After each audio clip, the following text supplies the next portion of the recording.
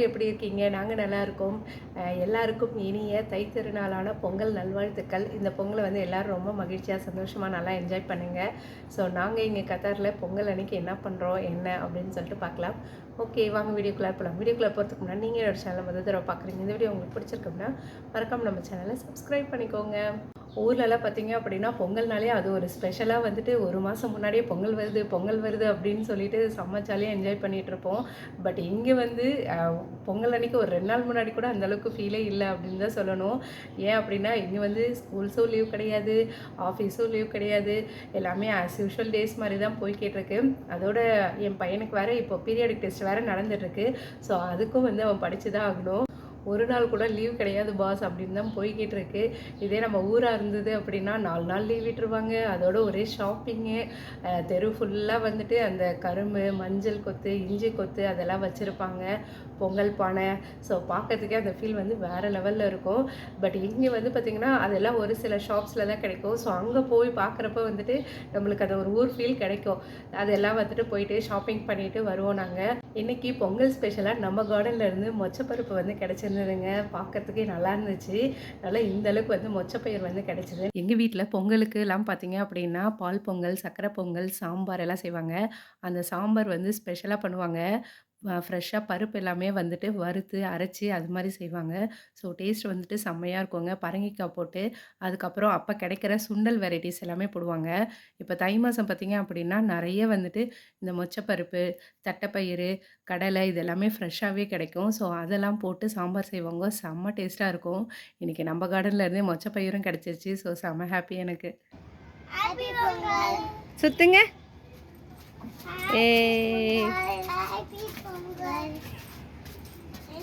பண்றலாம்.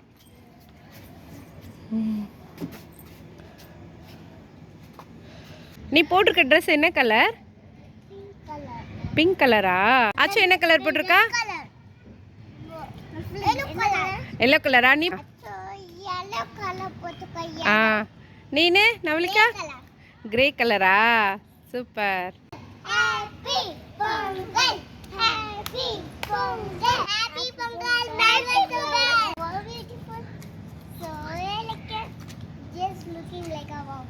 இன்றைக்கி நிறைய ஃப்ரெண்ட்ஸ் வீட்டில் இருந்து சக்கரை பொங்கல், சுண்டல், அதுக்கப்புறம் வடை எல்லாமே வந்துருந்துச்சு.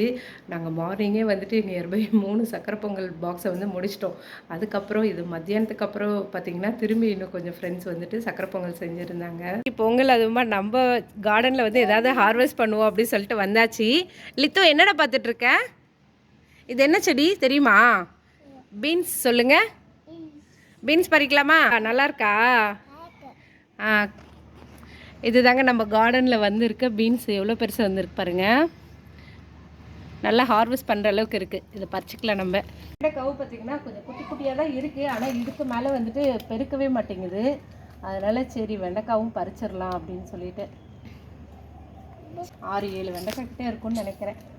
ஆனால் எல்லாம் குட்டியாக தாங்க இருக்குது. எல்லாம் பனிக்கு அதுவுமா பெருக்கலையா இல்லை என்னன்னு தெரியல. இல்லை இந்த வெரைட்டியே இப்படி தானான்னு தெரில.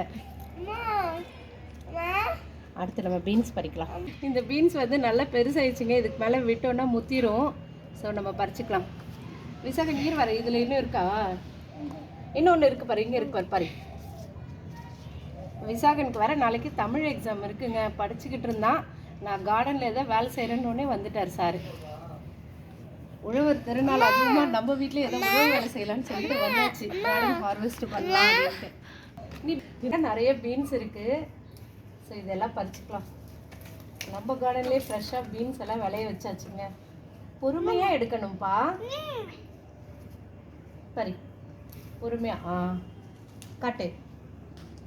நீங்கள் பாருங்கள் இவ்வளோ பீன்ஸு, வெண்டைக்காய் இது எல்லாமே வந்துட்டு நம்ம கார்டன்லேயே பறிச்சாச்சு. ஸோ இது கண்டிப்பாக ஒரு சாம்பார், ஒருத்தவங்க சாப்பிட்ற அளவுக்கு பொரியல் பண்ணலாம். அவ்வளோதான். வெண்டைக்காய் தான் கொஞ்சம் குட்டியாக இருக்குங்க. இதுக்கு இன்னும் கொஞ்சம் ஸ்ட்ரென்த்து கொடுத்தோன்னா அடுத்த தடவை சரியாயிரும்னு நினைக்கிறேன். ஸோ இதெல்லாம் தான் நம்ம வீட்டு ஹார்வெஸ்ட். நம்ம வீட்டில் ஒரு குட்டி ஹார்வெஸ்ட் வந்து போட்டாச்சு. கத்தாரில் இப்போ எங்கே பார்த்தாலும் ஒரே கொண்டாட்டங்களாக தாங்க இருக்குது. என்ன ஸ்பெஷல் அப்படின்னா கத்தாரில் ஏஷியா கப் வந்து நடந்துகிட்ருக்கு. ஸோ இதில் வந்துட்டு நான் ஆசைப்பட்ட நிறைய விஷயமும் வந்து நாங்கள் லாஸ்ட் டைம் வந்துட்டு மேட்ச்லாம் பார்க்கலங்க. பட் இந்த தடவை வந்துட்டு மேட்ச் பார்த்துருந்தோம். கரெக்டாக நேற்று தான் நாங்கள் போய் பார்த்துருந்தோம். ஸோ அந்த வீடியோ எல்லாமே வந்துட்டு அப்கமிங் டேஸில் வரும். இதோட இந்த வீடியோ முடியுதுங்க. வேற ஒரு வீடியோல மீண்டும் பார்க்கலாம். ஓகே, பாய்.